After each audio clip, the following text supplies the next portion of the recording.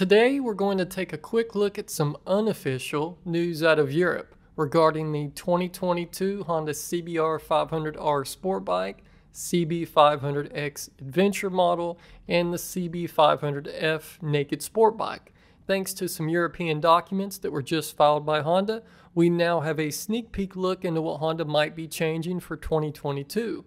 Before we dive into it though, here's a quick shameless plug. If you follow me on social media or check out HondaProKevin.com periodically, then you already knew about all of this. But let's jump into it.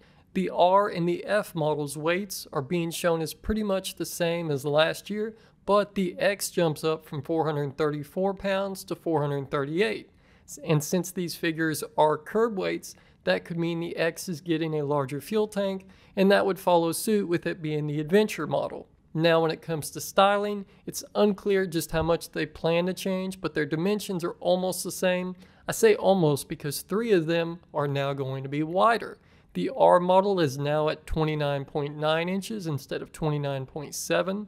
The X model goes from 32.5 to 32.7, and the F model goes from 31.1 to 31.5 inches. And what does this mean? It looks like Honda is throwing a wider handlebar setup on all of them. Now what else do we know? Well, it looks like the biggest changes will be coming in the way of brakes and possibly the suspension and wheels too. Now all 3 models currently use a single front disc setup with a 2-piston caliper. It's a little on the weak side, but most people really aren't pushing these bikes to their limit. However, some do, and a single setup like that can be a massive weak point. Worry no more though, as it looks like all 3 models will get a dual disc setup up front to improve braking, and since the current suspension setup does not account for that, we may finally see the 500s get an inverted fork setup to match the rest of the lineup. Now when can we expect to see the official news released from Honda? If I was a betting man, I'd say we'll see them announced within the next 30 to 60 days, but we won't see them start to hit dealers until we're into 2022. And that's almost all of what I know at the moment, but I want to know what you guys think about these possible changes coming down the pipeline.